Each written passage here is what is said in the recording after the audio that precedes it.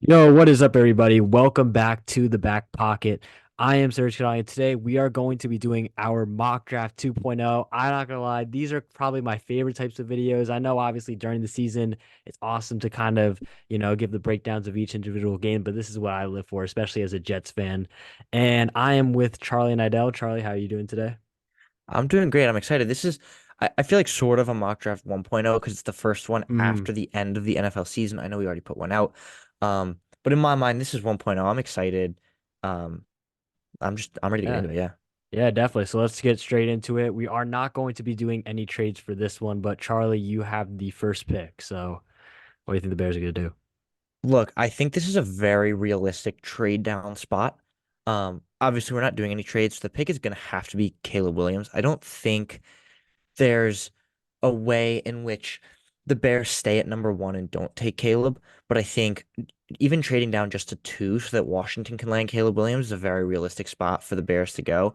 I also think potentially trading down to four or seven or just, any pick in the top 10 is super realistic. Somewhere they could maybe get Marvin Harrison, maybe Joe Alt with that first pick. I've seen people mock both Marvin Harrison and Joe Alt at pick number one, which I don't even think is crazy. So this pick, I could see being a trade down, but I think, again, like I said, if they don't trade it down, it's hard to pass up on Caleb here. Yeah, I 100% agree. And I think what we've heard kind of early like draft talk is that the Bears like really I think they probably will take Caleb Williams at one, kind of Yeah. giving them an extra window with that quarterback rookie contract, which is so huge. And I love Caleb, obviously. He's definitely my number one quarterback up there, maybe my best prospect overall. We'll still have to see as the process goes on. But yeah, definitely I think he'll go number one no matter who's picking. Number Yeah. two, another easy pick for me, Drake May to the Commanders. I think May is someone really who it can play really well in structure. Probably I would say the best in structure quarterback in this class, but you also see him get out of structure and make those kind of, I would say, I don't want to make this lofty comparison because obviously I don't think it's really hard to become this kind of player, but they kind of look like Josh Allen when he's like running out of the pocket and just firing these kind of missiles, just like really off balance, even when he's kind of being, I saw one where he was like kind of being tackled and just flinged it to the end zone, perfect throw.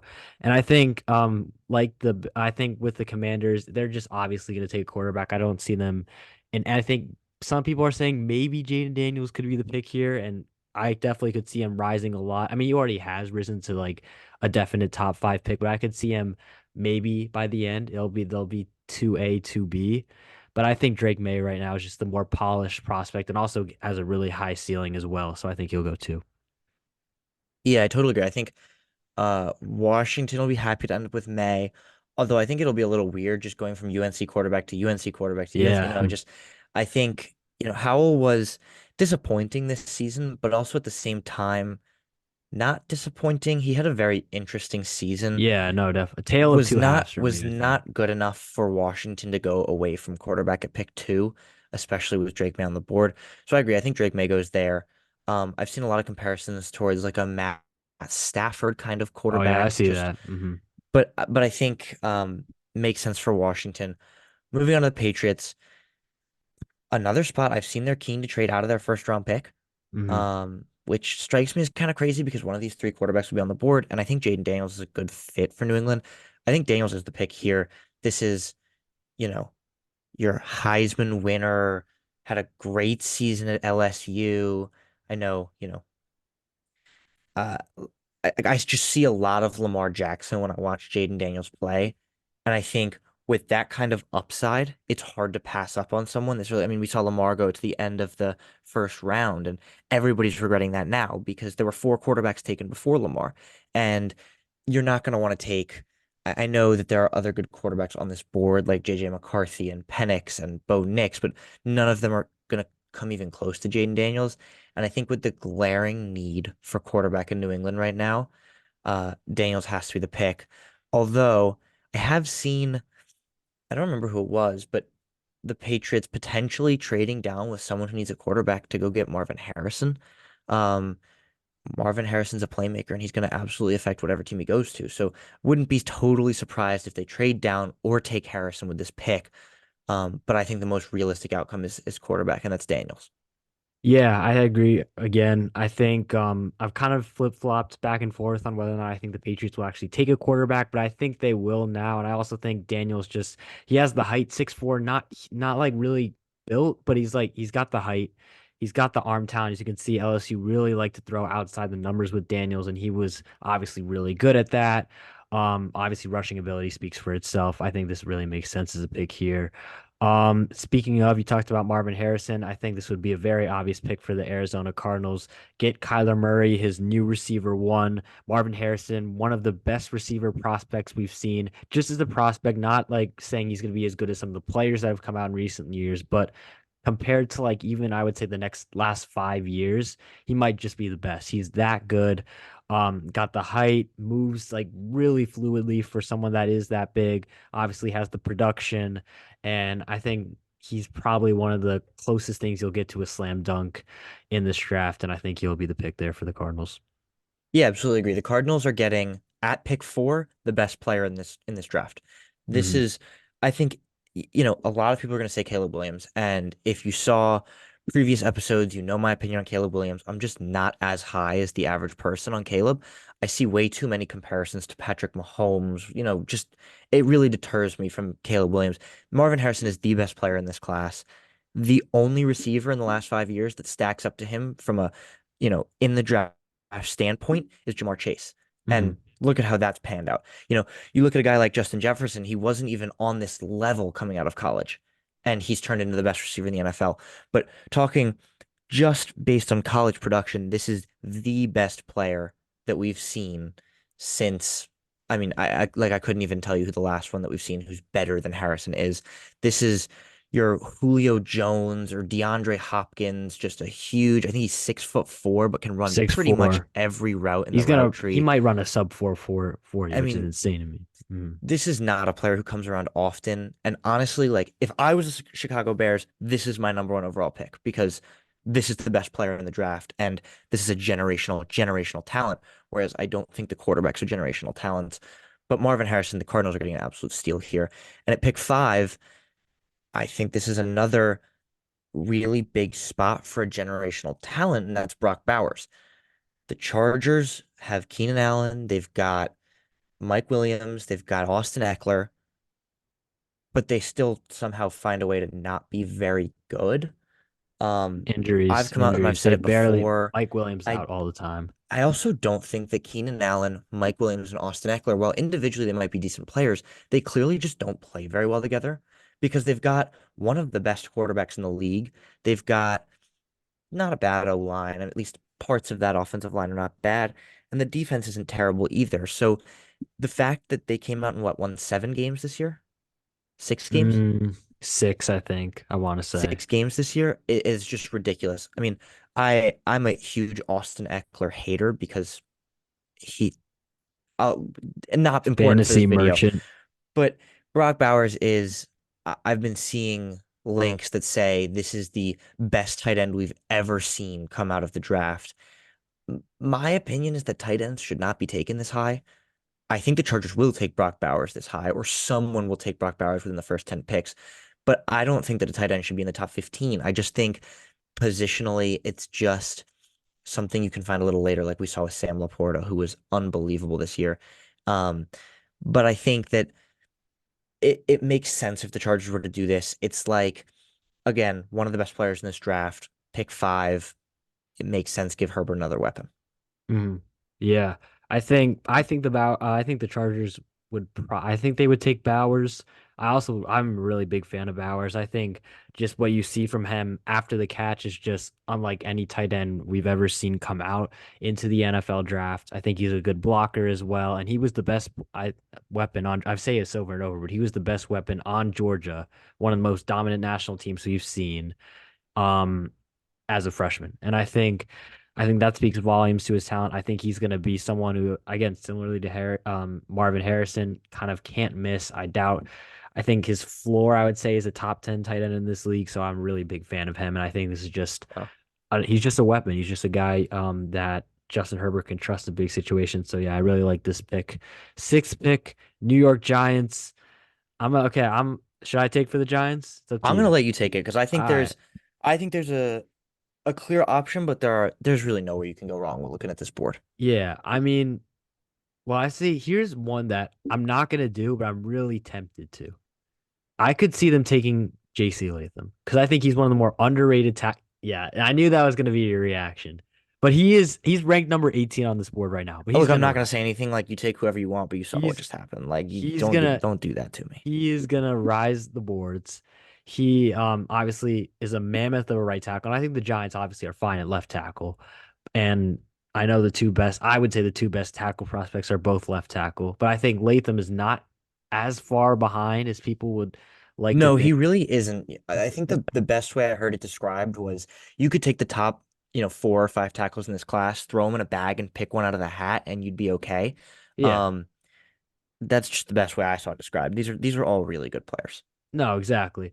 However, I think the Giants will elect for just like BPA at this position. I think Malik Neighbors is that. And I actually am a fan of the Giants receivers. I like Darius Slayton. I like Wandale Robinson. I like Jalen Hyatt.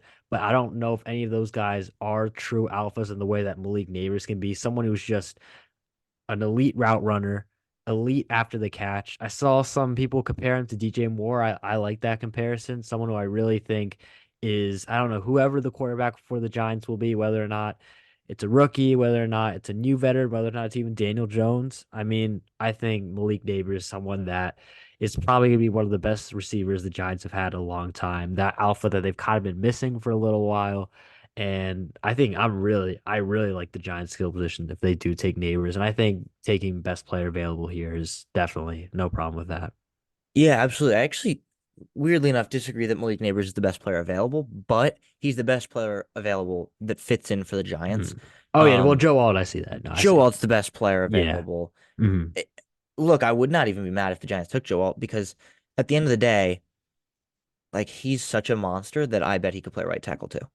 Um, and you just imagine having Andrew Thomas on one side, Joe Alt on the other side, which again, I don't know how possible it is, but like I Hmm. never played offensive line or left tackle for that matter. So I don't know the ins and outs of switching from left to right tackle. I know it's not as easy as most people say or make it out to be. But this is a super talented guy. I'm sure he could do it. Malik Neighbors is the guy I've been mocking to the Giants for months now, though. I've seen comparisons to Debo Samuel. I've seen comparisons to DJ Moore. I've seen comparisons to Jamar Chase even. And this is, without Marvin Harrison in this draft, he's the clear best receiver in this class, and it's not like a bad wide receiver class. He would be a clear number one receiver in most NFL draft classes. The fact that the Giants could get him at 6 is really, really enticing because I really don't care who's throwing him the ball. This could be a guy who has an instant impact and goes for 1,200 yards next year, even in a not very pass heavy Giants offense, Giants scheme. So I love Neighbors at 6. Um, Going to 7 with the Titans. The Titans are weirdly, I don't know if you feel this with some teams, but I feel like the Titans are one of those teams that like I don't actually know that much about. Oh, I think for me it's clear. I've been mocking them alt for like months because Look, I saw something where they've had like the worst, like their tackles had like the most pressures given up of yeah. any team all year long. I just think just for that alone, you have to take a No, generational I actually tackle. agree. I think Oh, I'm Joe not. Alt was going to be the pick here. I just feel like when it comes to ins and outs of certain rosters, I feel like the Titans are sort of, and this is no hate to the Titans at all. I don't dislike the Titans. I actually kind of like the Titans. They're one of the more irrelevant, for a lack of a better word, like one of the more irrelevant franchises in the NFL as of right now. Um, I feel like you just don't hear about them week in, week out. I do think Joe Yeah, I Alt's mean the right player they for this do get team, a lack of coverage. I do agree with that, but but the Titans also they don't have any good receivers. maybe if we'll that is true. That is true. So I could see, I think if Neighbors drops, I could see them going Neighbors, but obviously we've got Neighbors off the board. I'm gonna go Joe Alt here because again, this is, in my mind, the second best player in this draft class. So to get him at pick 7, that's a great pick. Mhm. Yeah, I agree. Love the value here. Now going on to pick number 8, Atlanta Falcons. I've kind of been operating under the assumption that maybe this is the wrong assumption. I think the Falcons are going to end up being the team that gets Justin Fields. It just feels like, I mean, a homecoming for Justin Fields, a team that kind of likes. I mean, I know they did get rid of Arthur Smith, but I think a team that would still kind of like to operate with a running quarterback and kind of just give them a new element in field is probably, other than Lamar, probably the best pure like rushing threat in the Yeah, NFL. probably. So I think he will be traded there. So I'm operating under that assumption. Even if so, I don't know if they would take a quarterback with a top three guys being off the board. So I'm gonna actually give them an edge rusher, Dallas Turner from Alabama, someone that I think really has all the tools in the world. Isn't really as refined as say a Will Anderson last year, but someone who definitely has a great like is really explosive off the edge, has great power as well, and still had a very good year. Had was obviously very productive in his final season at Alabama.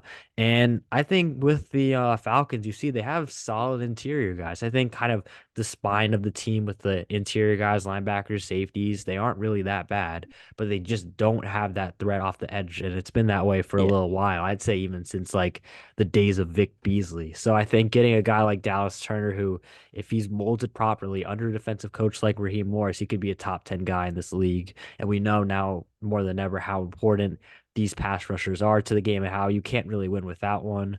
So I'm gonna say, yeah, Dallas Turner. Yeah, I agree with you. I think for me, Turner is the number one edge in this class.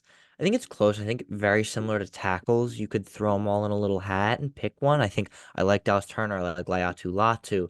I don't dislike Jared Verse or Chop Robinson, but I think those top two for me are definitely Turner and Latu. Turner makes more sense to Atlanta for me. I think just as far as pure threats off the edge go, Turner reminds me a little bit of a Kayvon Thibodeau, just a little bit of a guy who's got a lot of tools to succeed. He did it at the college level. I think he had a better season last season than this season, which was very similar for Thibodeau, as Thibodeau dropped from the number one overall pick to the Giants to number four. I like Turner. I think you said it right. I think the Falcons are just missing that number one edge rusher. They just need sacks, and Turner Mm. can absolutely provide that. I was going to say, I don't think the Falcons will necessarily end up with Fields, but I also don't see them drafting a quarterback at this spot unless one of the top three guys falls, because truly there's a very large gap between the top three guys and the next three. It's it's a very big gap. I would not be surprised if the next quarterback doesn't go until the 20s. And I just think that this is not the pick for the quarterback. Dallas Turner makes a lot of sense here. Pick nine, Chicago Bears. As you can see, we've got them taking Caleb Williams with the first overall pick. You've got two options for the Bears. You protect them or you give them weapons. And I think they follow a little bit what the Bengals did a few years ago. They're going to go Rome Odunze here. The Bengals had Joe Burrow. They said, let's protect him by taking a receiver. And everyone said that that was the wrong choice. They should have taken Penei Sewell. Neither pick was the wrong choice at the end of the day. Penei Sewell is Mhm. maybe the best offensive tackle in the league, and Jamar Chase is maybe a top three wide receiver in the league. So they could not have gone wrong there. Just like I don't really see the Bears going wrong here. Fashanu and Adunze are both great, great players. Odunze just gives a little bit of the deep threat for the Bears that they were missing. And he's also a refined enough route runner that he can do other things. I've seen a lot of people just say all he can do is run. Like we're drafting him just so he can go over the top. But no, this is a guy who has a lot of routes in his tree, and he's not just a burner. So I think he's a great fit in Chicago. I think he's their better Darnell Mooney. He's just a lot better than Mooney. And I think Mooney's in a contract year anyway. I could be wrong, but I think this is the best pick for him.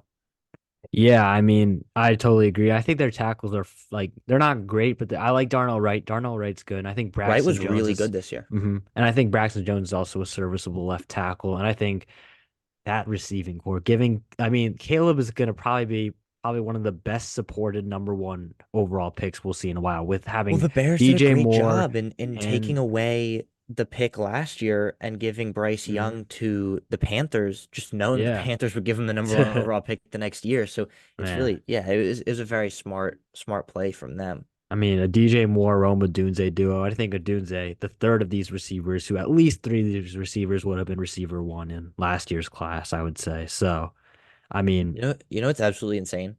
what? I saw someone mock the Bears to take Harrison at one and Odunze at nine, making their receiving core automatically the best in the NFL. I don't think that's a debate. I agree. Yeah. How like Jeez. if they wanted to keep Justin Fields, that's the way to do it, right? I'd say they would still probably address like defense a bit if they I don't think they go receiver twice as enticing as that would be, but I just thought that that would was a be pretty insane mock terrifying. draft, and I was thinking, what if?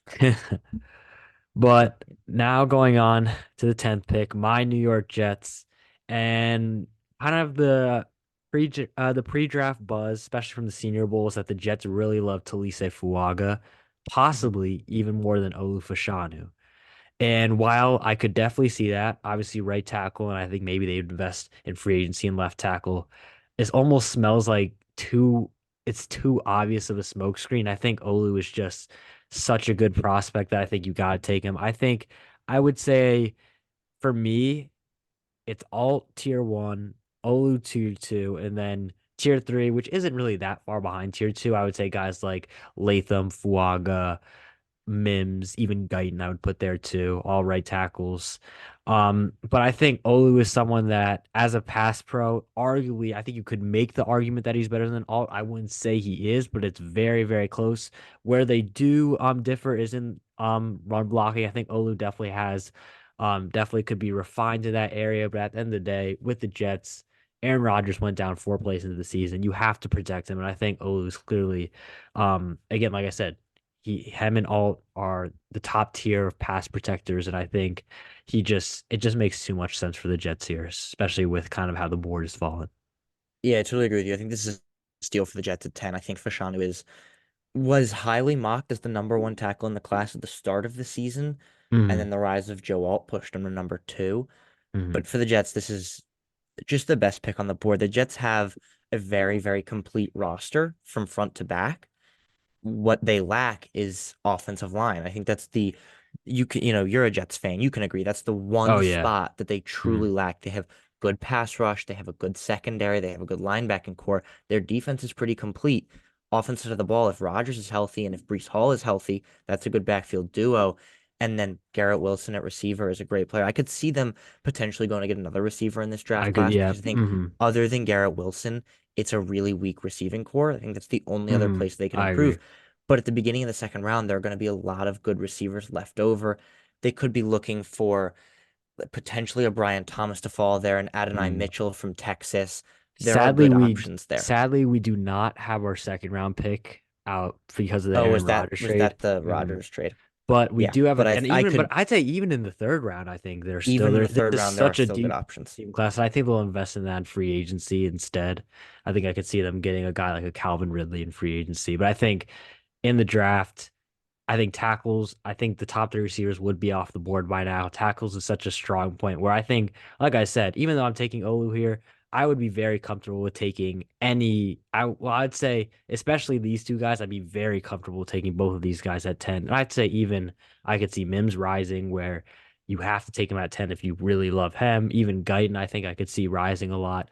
But I think I think tackle I feel like is I'm pretty confident that's the pick, but then again, I was confident that they would take a tackle in 2022 when they took Sauce Gardner, so you never know, but I Yeah, think they will take Fashanu. no, I totally agree.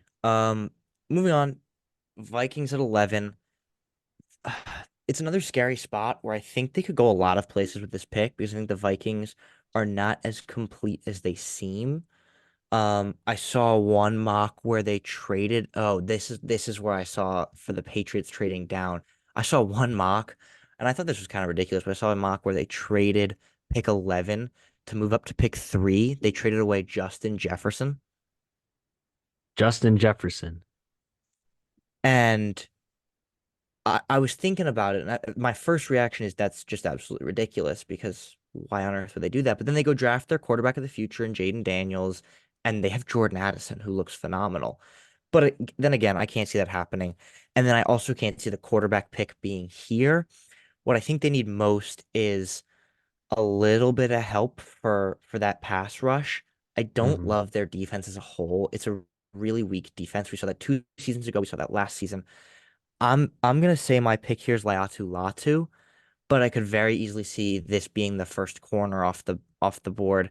Um, and this is again, I know we talked about this with edge and tackle, but for corners, this is another great corner class where there are 5 or 6 guys, all of whom I could see being the number one corner.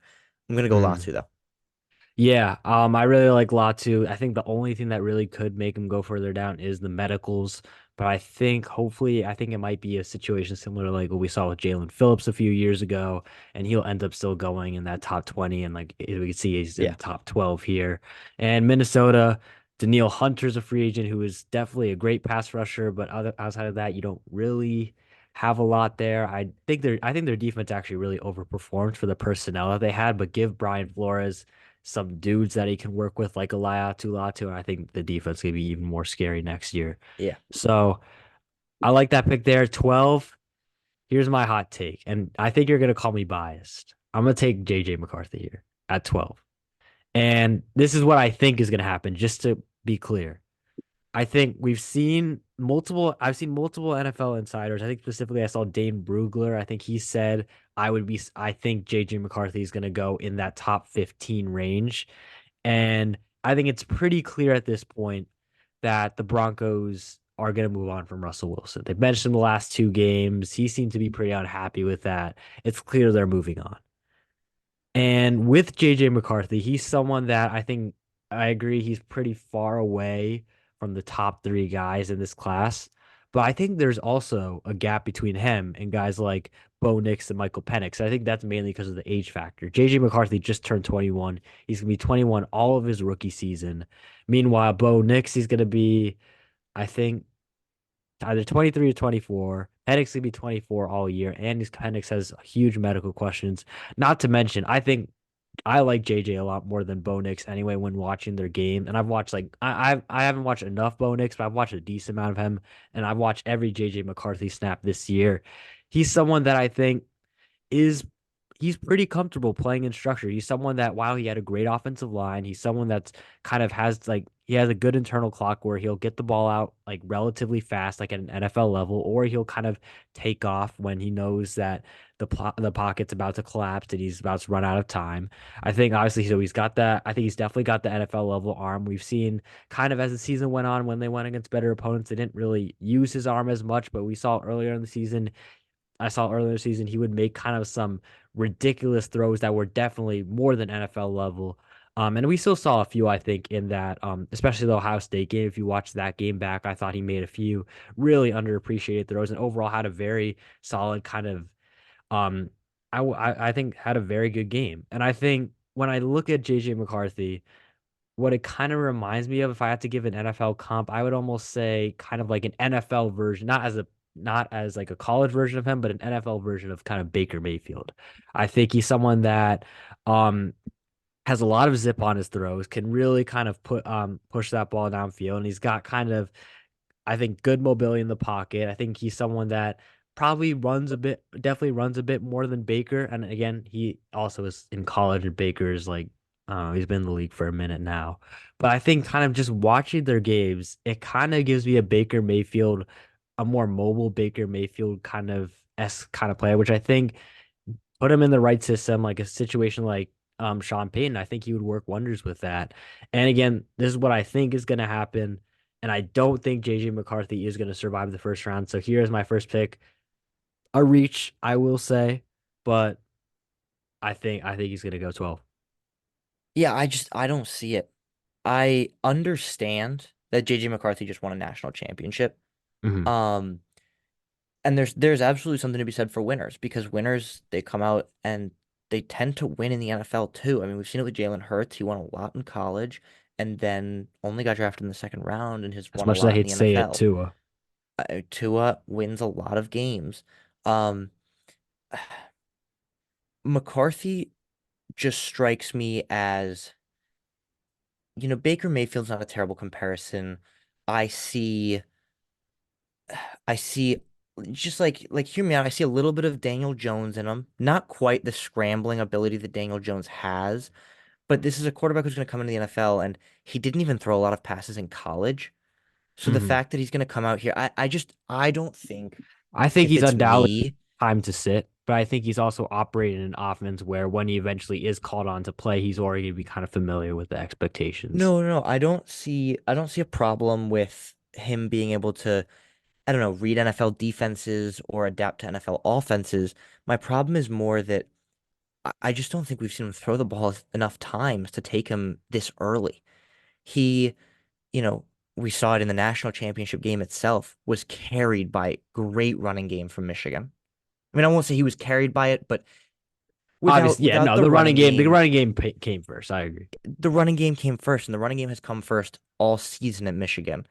And I think it's so hard to take my quarterback of the future when he's not used to being the star of the team. I know he's the quarterback, I know he's the star, but he's not potentially not even the most important player in the Michigan offense, which is just for a quarterback not what I want to take in the first 12 picks. If I'm being honest, it's not what I want to take in the first round. I just think McCarthy, you said it too, is not ready to be an NFL quarterback just because he hasn't had the experience that he needs.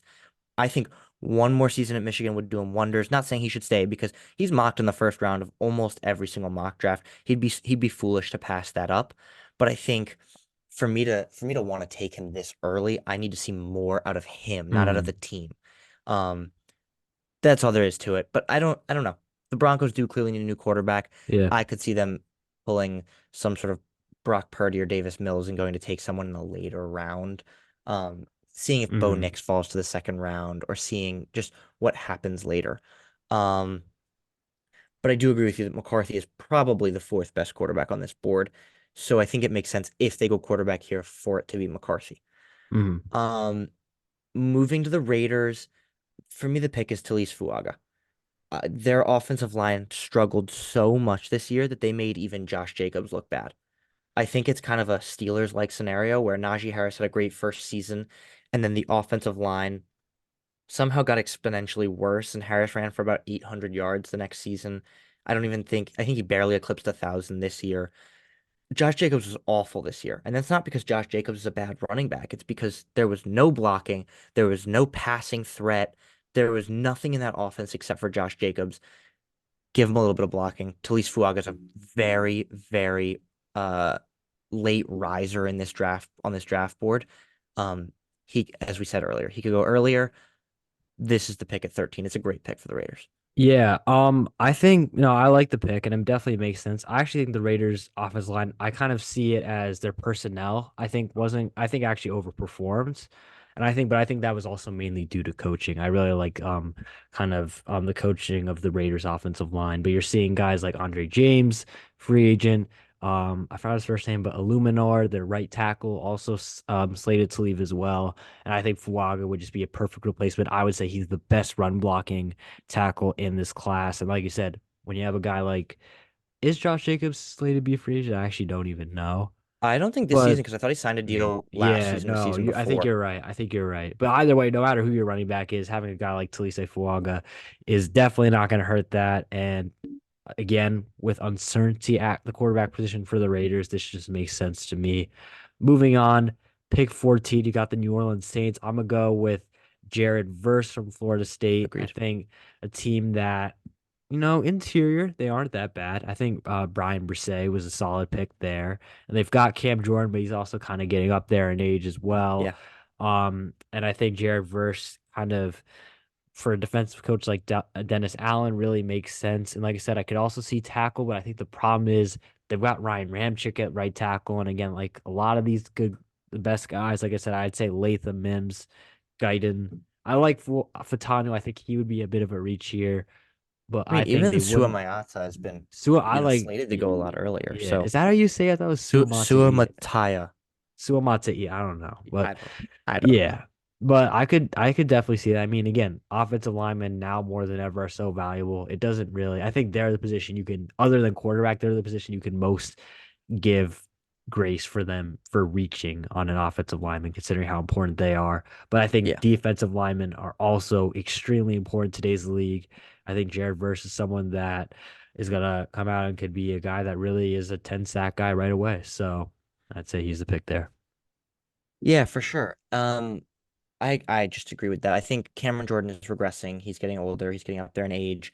You said it. Brissett was good this year, although not that many snaps, I believe. He Hmm. didn't play a lot. I think they'll look to expand his role this year because he was also a highly talented player out of Clemson that slipped a little bit in the draft. Hmm. Um, this pick with the Colts, another one I'm not totally sure where they go. I think corner makes sense. Um, I don't know. I still don't know who I have as my number one corner. If you could just go to corner, although I guess the board basically is Hmm. already telling me all the corners. You have I really like six guys here. There's Terrion Arnold, Nate Wiggins, Quinyon Mitchell. It's actually the top six here: Cooper DeJean, Kool-Aid McKinstry, and Ennis Rakestra Jr. I think Rakestra is the sneaky pick to be the number one corner in this class. I'm going to be totally Oh honest. yeah, The combination love of that. speed and height and physicality makes him a really scary prospect. That being said, I think the first corner off the board will be Terrion Arnold because he's the most experienced, the most well-rounded. I think Kool-Aid McKinstry got a lot of the hype this season. Um, but that was then, they were throwing at Arnold. I believe he had 4 picks this year. So I think that's the first corner off the board. Um, the Colts need another player in that secondary, so I think that's the best player available. Yeah, I've kind of started to see a lot of like draft analysts kind of start to put Terrion Arnold as almost the consensus cornerback one in this class, and I don't hate it at all. I really like Terrion Arnold, someone that really was in Kool-Aid McKinstry's shadow until this year, where he really kind of Yeah, made a name for himself. I think he's kind of with the Colts. You've got a solid interior guy in Juju Brents, but outside that, not really a lot of outside help there. I think Terrion Arnold, like I said, great value here. I think he's someone that could easily be a top 10 pick. I've yeah, seen him mocked. agreed. I've even seen him mocked as high as like five to I the think the Chargers, Falcons which at 7 I've seen. Are the I Falcons could see 7? The that. Falcons are 7. Eight, eight. 8. I've Titans are seen them mocked seven. to the Falcons, yeah. Yeah, So, no, but I think at 15, that's great value for the Colts, especially for a position of huge need. I could yeah, sneakily see BTJ also being a pick here. I just think with Pittman being slated to be a free agent, I think he will resign, but he is a free agent. And outside of Josh Downs, there's not really much else there. I could see that being a pick as well, but I think that with again how deep this receiver class is, it doesn't really hurt to kind of wait till round two for that. yeah. Now you have the Seattle Seahawks 16th pick. I've been struggling with this one. It's definitely a tough one.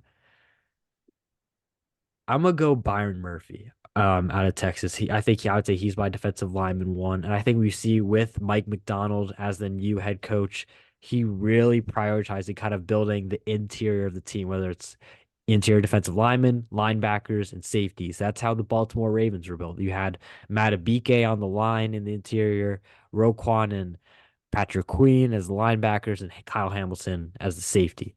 I think with the Seahawks, you kind of have you got something there. I think you've got you don't have the same caliber, but I think Jordan Brooks, if they re-sign him, which I think they will, is a really solid linebacker.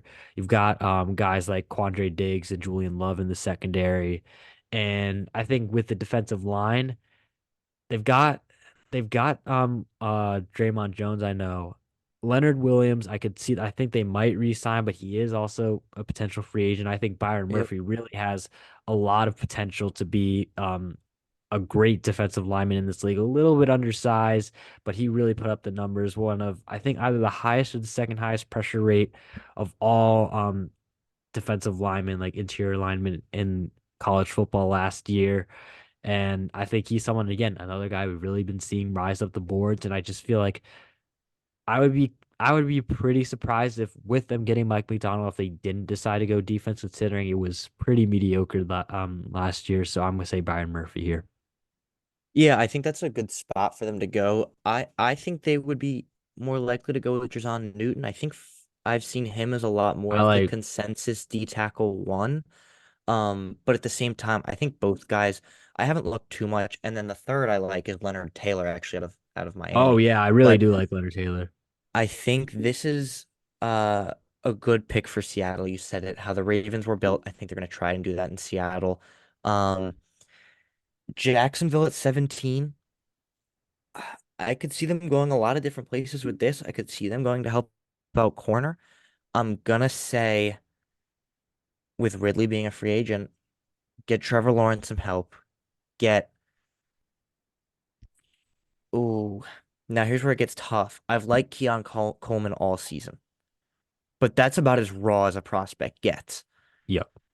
I'm gonna say I think Keon Coleman is the better player, but I'm gonna say Brian Thomas fits better for Jacksonville. At least I think Brian Thomas is the better player right now, but I think Keon Coleman has an incredibly high ceiling to be the next DK Metcalf kind of player. Mhm. I'm gonna say Brian Thomas for Jacksonville. I think it's a position of need with Ridley being a free agent. I think I saw this today. Evan Ingram had like 115 catches this year Mhm. Yeah, from tight end, he's which been is like, ridiculous. yeah, I know. But that means he's their target leader. It means he's their catch leader, which, no tight end does that except for Travis Kelce. And Evan Ingram's not Travis Kelce. So I think they need to get some help for Trevor Lawrence, need to get some help for receivers because their receivers this year made Trevor Lawrence look really bad. I mean, Trevor Lawrence helped that Yeah. too, but yeah. No, no, but I see your point definitely for sure. I think Ridley, someone that I think will be gone. I think Christian Kirk also a free agent. I want to say, maybe Not, I'm I don't, wrong. didn't they sign him to the mega deal like 2 years ago though? Yeah. Oh yeah, it I was think probably he a should long be time too. locked Yeah, up for the he next should two or be. three Yeah, seasons. he might be. I think But he actually, was but not that's very good still. this year. So Yeah, I think well, he's injured a lot of this year, but I yeah. think that he's not really that alpha guy. I think Brian Thomas Jr., another guy who I also think has a lot of potential, led college football in touchdowns Yep. last season. Someone who's huge, really can Yeah, was he is six kind of five? that. Yeah, 6'4", 6'5". He's like, and he moves pretty well. Again, another guy who it's like one of the common themes in this class is guys that move really well and like are surprisingly good route runners for like their height. Like you Yeah. see, obviously with Marv, Odunze, Brian Thomas Jr., another guy like Adonai Mitchell, really like that. Yeah, I see And a lot of I see a lot of Quentin Johnston from last year and Brian Thomas. mhm. Um, though I think Brian Thomas is a better prospect as a whole, very similar in the play styles, the huge jump ball ability. So yeah, Yeah, can yeah. definitely see that. I'd say with Quentin Johnson, he kind of gives that vibe where he should be a good big game player, but he didn't really use sorry, deep ball like go and get it player, but he didn't Yeah. really use that frame as much as a guy like Brian Thomas Jr., who I think Trevor Lawrence just gonna love immediately. But moving on now, pick 18 Cincinnati Bengals. I think for me, this is an obvious where they need to go. Offensive tackle. Mhm. I'm gonna go JC Latham, someone who I'm pretty early in ranking prospects right now, but I would say he's my tackle three over Fuaga just because I think he had a few like kind of bad plays against Michigan in the playoff, but I think overall his overall body of work was just great all year as a pass protector. I think he's the best pass protecting right tackle in this class and also is just has the size to just be a mauler in the run game as well. And with the Bengals, it's kind of in a common theme where they just continuously need to protect Joe Burrow. I mean, the line isn't as bad as it was a few years ago, but it definitely is still far from being the best in the league.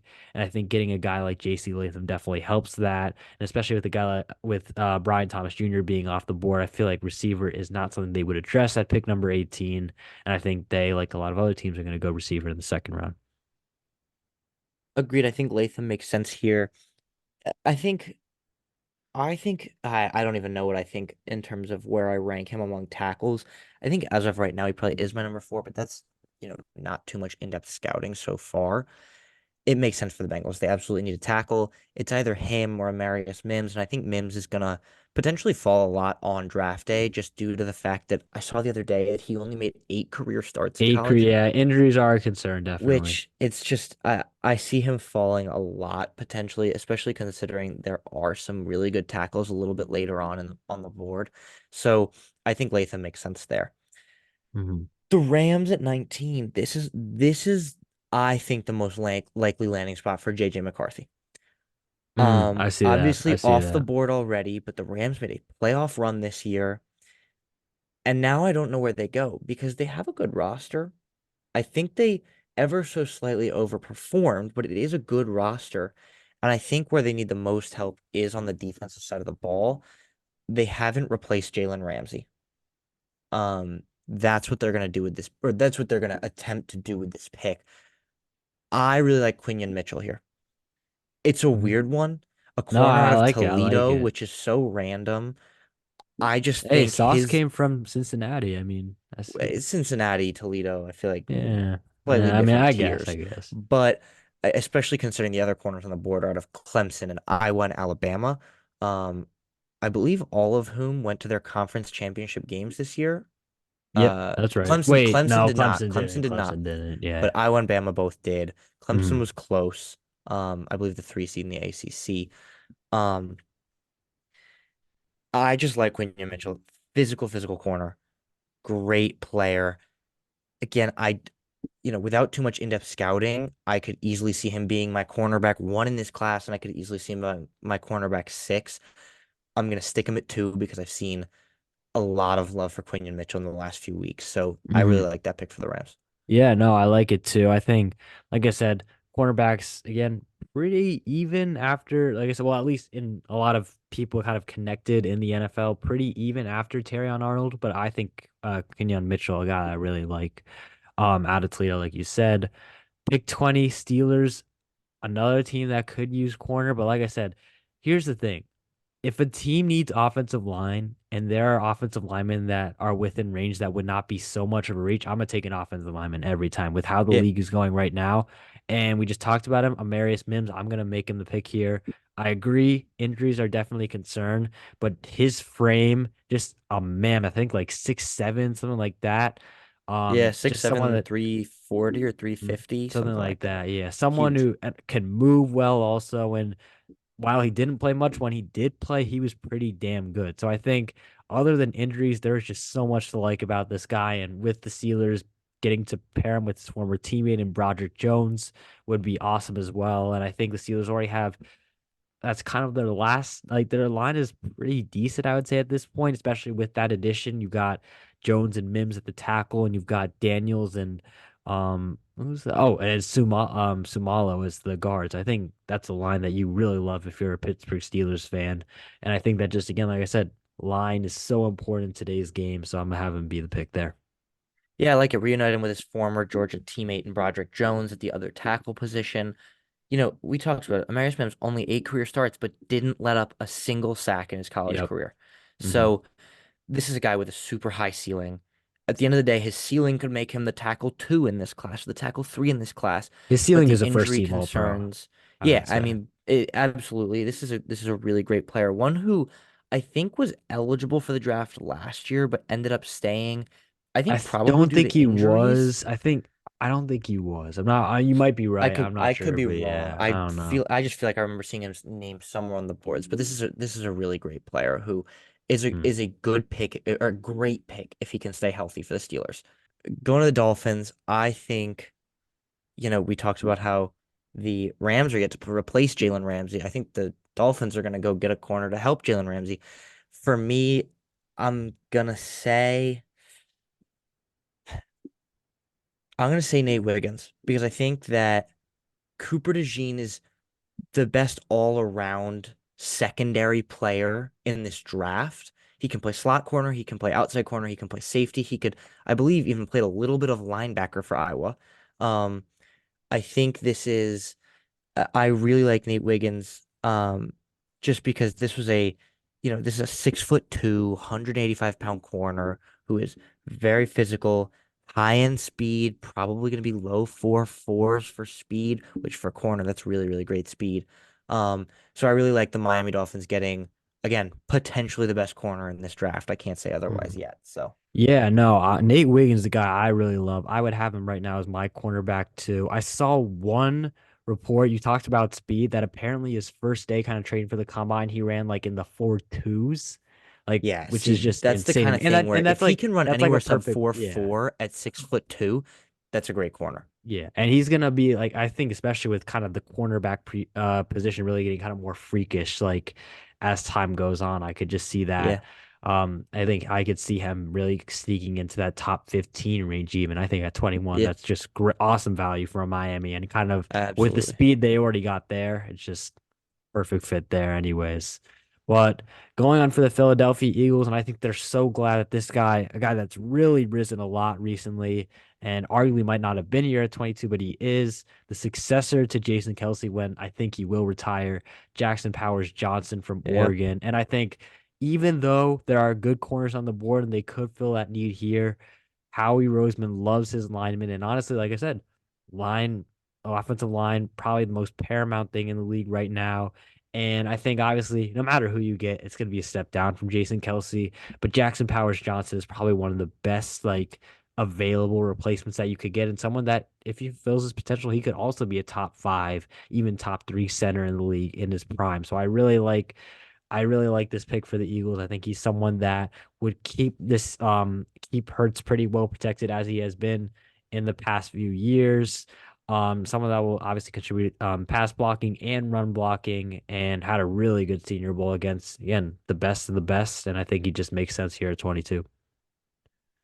Yeah, agreed. I think, look, replacing Jason Kelsey is going to be, let's face it, impossible Yep, because that is arguably the best center ever. maybe the best center ever. Yeah, I was going to say.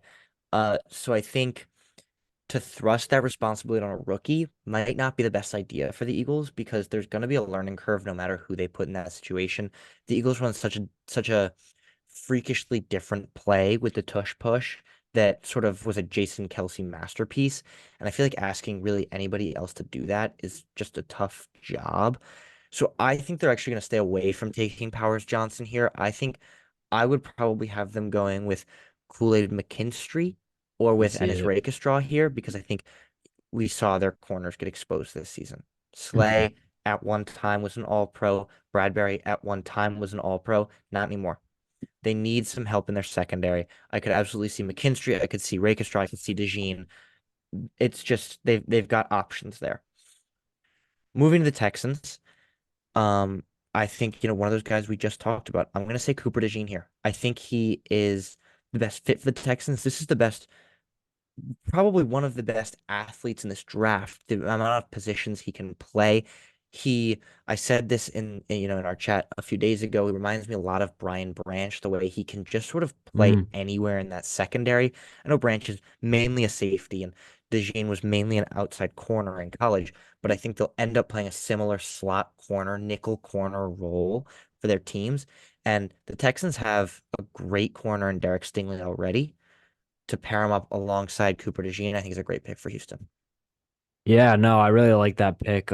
They're set to lose Steven Nelson in free agency. And like you said, he's not just a corner. I mean, he's not just a out boundary corner. He's a slot corner. He's a potential safety if you want to put him there. And those are realistically all positions that Houston could definitely use help in. So, Oh yeah.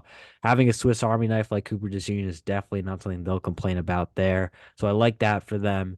24 Cowboys, similar theme. I don't know how many linemen I've picked in a row, but it's a lot. And I'm gonna continue with that trend. I'm gonna go Tyler Guyton from Yep. Oklahoma. I think we're not sure if Tyron Smith's gonna leave at left tackle, but either way, at right tackle, I think there's definitely a need there. Terrence Steele was definitely the weak link of that Cowboys offensive line last year, which was otherwise pretty good. And getting a guy like Tyler Guy, another guy who really was just so dominant in college, a bit raw too, but I think also really has high potential um at that position. And it's someone I think who would be pretty clear plug and play. Just keep Dak more upright, especially against these teams that have really good pass rushes, is it's definitely gonna be valuable come playoff time. And I think I could definitely see that there. And if they get Tyron Smith back, that's a pretty good tackle duo too. Yeah, absolutely. I agree 100% with this pick. I think they need a little help on the offensive line. They've got guards for days with Tyler Smith, who's an all-pro, and potentially the best guard ever in Zach Martin. I think I Mm. saw a stat the other day that he has more Pro Bowl appearances than holding penalties in his career. Yeah, it's insane. He's just insane. Come on. Like Evan Neal probably had more holding penalties this year than Zach Martin's had in his career, like times six. Who knows? Um, Moving to the Packers at 25, I think uh, I'll pull a surge. I'll go offensive line here. I think Troy Mhm. Fautanu is the pick. This is a guy who can play tackle, but I think he'll slot in the interior for the Packers. I think um I don't know. He can play either, so if they need him to play tackle, they will. But I think with the Packers' current offensive line and their current objective offensively, he's going to fit in more in the interior, protect Jordan Love in the passing game as much as possible. I could also see this being, look, Keon Coleman's on the board.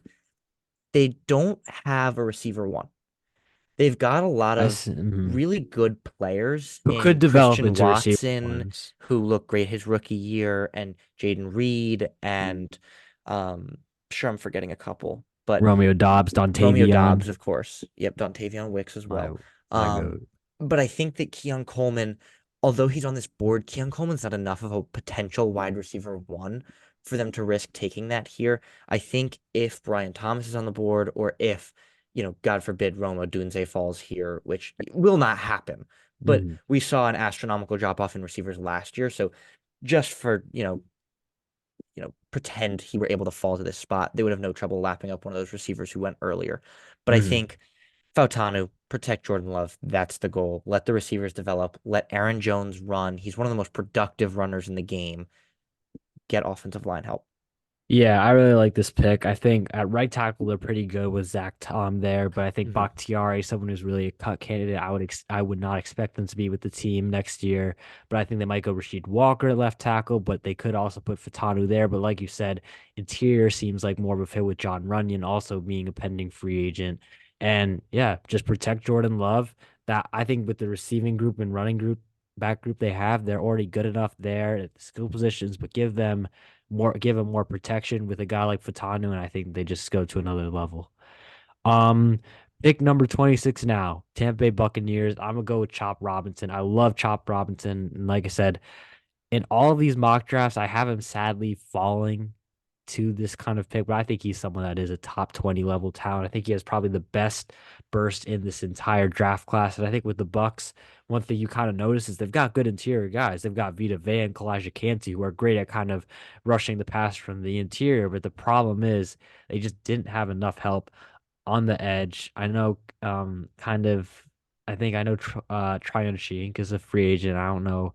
Shaq Barrett just didn't have that kind of. With the injury, just not have that same influence. I actually don't remember. I think a little bit of both. Yeah, either way, I think they need an edge rusher. I think Chop Robinson, like I said, really high potential. And I think, like I said, with the new mold of edge rushers, they're kind of getting faster and just like more like smaller, but also faster, which is like just hard for a lot of um tackles to deal with. But even for that frame, he's a solid run defender too. So you could see him being kind of a first and second down player earlier than you would expect. So yeah, Chop Robinson to the Bucks here. Yeah, I think it's a good pick. I see them going more in the secondary for help. I think Kool-Aid could be a big help for them, or Ennis Rakestraw, but absolutely an edge rusher like Chop, who is interesting. I think to say the least. I think you summed it up pretty well. This is a guy who, while he's good, he's going to fall, right? We know Mhm. he's going to fall potentially into the second round, which will be a great steal for anyone who gets him there. But I think that he hasn't shown enough in terms of NFL tools and, potential as an all pro in the NFL for me, for him to warrant anything higher than this pick. Um, I think we picked three edges in front of him, and I think that's how it will go down. I think Verse and Turner and Latu will all be picked ahead of him on draft night. Not to say this is a bad player, because this is absolutely, talent-wise, a first-round pick. He just needs to show at the combine that he's got something else, I think. I don't know how well he's going to translate to the NFL as of right now, so we'll have to see how that story plays out. Moving to pick 27, the Cardinals drafted Marvin Harrison at number 4. I think because they're going to stick with Kyler Murray, you got to protect him a little bit. Um, I think Graham Barton's the pick here. He can play interior, he can play exterior. They drafted um they drafted Paris Johnson with their first round pick last year. Paris Johnson was not great this year. Um, but rookie tackles struggle often. So not gonna worry about it. Put Graham Barton next to him, and you're gonna see an improvement in that offensive line immediately. He's a great pass blocker, and he's an experienced player, a senior from Duke. So I think this is the pick for the Cardinals. Yeah, I like that. Again, like I said, kind of really showing the investment and faith in Kyler Murray there, getting him more protection and giving him again a guy like Marvin Harrison who just speaks for himself. I love that for the Cardinals, and they would be having, I'd say, a pretty good draft so far with that pick. Oh yeah. 28, Buffalo Bills.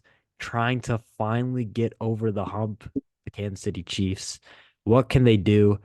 I actually think they're fine at receiver. I know a lot of people mocking them receivers, but I think they've got obvious. I think Diggs obviously kind of was like went a bit downhill, but he's And still, Diggs I is say also he's still, 33 years old. no way he's 33. There's no, Am I totally like making a I gotta look that up. Let me see. colossal There's error? Hang on, no I'm way looking. he is 33. I don't think he's 30. Yeah, he's 30. Soon to Okay, be yeah. 31. But I just think that it's like I actually definitely could see Bills going receiver here. Oh no, no, I 100% could. I just don't think. I think a lot of people have been treating it like it's a slam dunk. I don't think it is at all because I think Diggs is still receiver one. I would say right now, especially with Josh Allen. I think Yes. Shakir really proved a lot, especially during the playoffs, that he's a good receiver too. And I think you could get a receiver three in the later rounds. But I think one position that's an even bigger need is defensive line. I think you're seeing, other than Ed Oliver, there isn't really a lot of guys that are actually sticking around. And I think they need kind of that defense step up in the playoffs the way that we saw Baltimore's defense step up against Kansas City and San Francisco's defense even until like the fourth quarter step up. And I think a guy that would help with that is Jerjon Newton. Yeah. You talked about him. He was your def defensive lineman one in this entire draft class, and I really like him. Um, and I think again, pair him up with a guy like Ed Oliver. I think the one concern you could say there is they're both a little bit undersized, but in terms of pass rush, they're just dominant. Just get a bigger guy, kind of in free agency and just help with that, fix that issue. And like I said, never can have enough pass rushers. I think he's a guy that if he pans out, it's gonna be to be really helpful to stopping a guy like Patrick Mahomes in the playoffs and even a guy like Lamar Jackson, who you'll also see Joe Burrow, maybe even Justin Herbert if the Chargers get it right. So I think I like that pick for the Bills in the first. Yeah, so heading towards pick 29 for the Lions, I think it's pretty obvious what they need here, and that's a corner. Whether I think it's Kool-Aid McKinstry or Ennis Rakestra, I don't know because I think the Lions will be more inclined to take McKinstry, but I actually prefer Rakestra. So, um, mm, I think McKinstry looks like a more modern corner. I think he's about an inch or two taller and potentially faster, but Rakestra is supposed to be, one of the faster corners. I'm gonna say Ennis Rakestra here because this is a corner who in the SEC didn't allow a single touchdown in his career. In over 1,000 coverage snaps, zero touchdowns allowed in the SEC, which is unbelievably impressive. Um, I would not be surprised. Again, I hate to repeat myself, completely unsurprised if he's the corner one and goes in the top 15 picks here. So, yeah.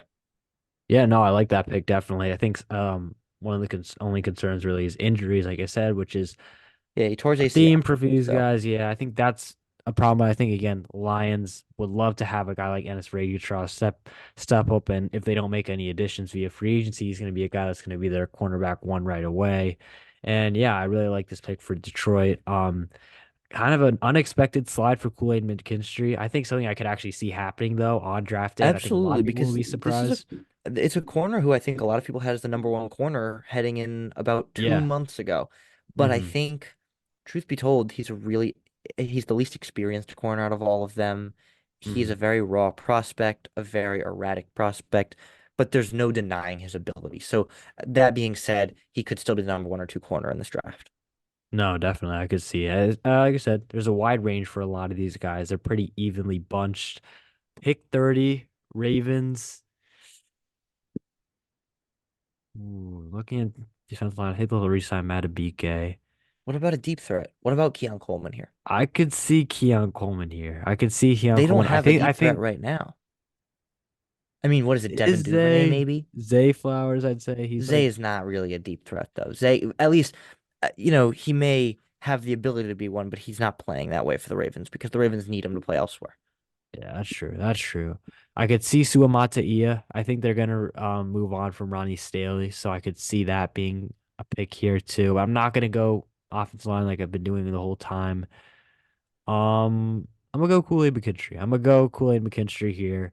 And while, like I said, bit of inexperience, I still do really like Kool-Aid McKinstry, and I think Apparently, like Malik Neighbors has been telling all of the GMs that he's the toughest cornerback that he's faced in his career, which is obviously high praise. And for the Ravens, just I think this is just a great value pick because at 30, at the end of the day, no matter what you think, Floyd McKinstry, I think he's just great value at pick number 30, and pairing him up with I believe Marlon Humphrey is still there. I think he's still there. Yeah, I don't should know. be. Yeah, he is. I really like that. I think that secondary is still going to be really dangerous, and obviously you have Kyle Hamilton flying over the top as well. It's going to be a no-fly zone. It's going to be a defense that's just going to be. I mean, the only way you can't stay the same personnel wise as a defense and expect the team to be the defense to be just as good. You just got to keep on adding pieces to it to keep it at the level that it Yep. was last year. I think Kool-Aid McKinstry is a great step in that direction for Baltimore. Yeah, totally agreed. Niners at 31. There's only one position they can take here, right? It's right tackle Mhm. because of how I don't know if you saw the play where Chris Jones ran Yeah, completely yeah. unblocked I through think the that B was the gap on that right guard. I hand think that side. was the guard's fault technically. I think he I wasn't, actually but think that no, because I think the guard had another inside assignment, and the tackle should always move to whoever's closer. The offensive mhm, line should always move to whoever's closer to the inside. You unfortunately have to let the edge pressure get through. But if Chris Jones is running totally unblocked right at the middle of Brock Purdy, who missed two open receivers for touchdowns on that play, um, you need to replace him. So I think Jordan Morgan's the best pick for them here, right tackle out of Arizona. I don't think he's necessarily as good as Suamataia or um or Patrick Paul out of Houston, but I think he makes sense for them here. An experienced guy, just an upgrade at that right tackle position, which they desperately, desperately need. So mhm. Yeah, I like that pick. Like I said, line I think is obviously was always been the thorn in the Niners' side where it was kind of perfect everywhere else, but that was the one thing that they really could have added to. And I like Jordan Morgan a lot. I think he's someone that's definitely going to be another one of those guys that's plug and play into that offense. It also could play left tackle for when Trent Williams eventually decides to retire, which might be sooner rather than later. So yep. yeah, I like that pick at 31. Final pick, the Super Bowl champion Kansas City Chiefs. And just how do you add to this team? This team is already just so good. It doesn't really Um, matter who they add, right? Like we yeah. know they're going back to the AFC Championship minimum next year. I mean, to be fair, So yeah, it's oh yeah, AFC Championship definitely. Man, I think so. For the longest time, I've been mocking them to take a wide receiver. But at the end of the day, I've kind of realized that if you give Mahomes a top three defense, it even if doesn't matter. yeah, I mean, they've like got, I think another team I could see them adding in the second round, getting a receiver like, I don't know, Legit or a I Polk. love Leggett, Polk. Yeah. Yeah, I could see that. However, I'd still do really think I think guys like Keon Coleman, Troy Franklin, Adonai Mitchell are all great value here. D line, I think Leonard Taylor should be higher. But I think also Chris Jones is gonna resign. So I'm not gonna take that. Edge, they have Amenahu and they have Or Karlaftis. Laftus. Linebacker, they're good. Snead is a free agent. Maybe they go corner, but I think he might be You back can't too. replace L'Jarius Sneed with these corners. I think if Yeah. McKinstry or Rakestra is there, it's a great pick for them. But Mhm. Sneed's an all-pro corner. Yeah, I I mean, just agree. straight up, he's one of the best corners in the game right now. Mhm. He proved it in that playoff series, Mhm. just the course of the playoffs. Definitely. But yeah, I don't know. The Chiefs don't So really need a lot. I actually am gonna go receiver. I'm gonna contradict myself, but I'm not gonna go the receiver you think. I'm gonna go Adonai Mitchell. And Adonai Interesting. Mitchell is one of the guys that I really like in this draft class, just because I think he is someone that, again, like I said, I talked about earlier, big guys who like are very kind of like nimble, like nimble like with their feet. I mean, like they are like Mhm. really good route runners for their size. Adonai Mitchell, I think, for for his size is someone that is really good at route running and obviously can be that guy who catches balls over people as well. And I think he would step in and I mean be that maybe co-receiver one right away with Rashee Rice. Someone that I really think has a lot of potential, could really at his ceiling be one of those top 10 a top 10 receiver in this league if he really hits his ceiling. And again, if you give someone with a lot of potential to Patrick Mahomes, that's always really dangerous. So Adonai Mitchell to the Chiefs, but that will do it for the video. I mean, wow, it was a long one, but I mean, we had a lot to talk about. Yeah. First post Super Bowl mock draft, second mock draft overall. The first one I recorded a while ago. This is definitely one of my more anticipated videos. And I think, Hmm. I mean, if you like this content, make sure to like and subscribe. You're definitely just be seeing a lot more of mock drafts, player kind of prospect reviews, prospect analyses, if that's how you say it. Yeah. But make sure to check all of that out. We have two other hosts as well, Kian and Dylan. I don't know how much you'll see of Kian. You'll definitely be seeing more of Dylan a lot as well. Make sure to check us out on YouTube. Again, subscribe if you haven't, or if you're seeing this on Instagram, follow us there, TikTok as well. And we will see you in the next video. Thank you.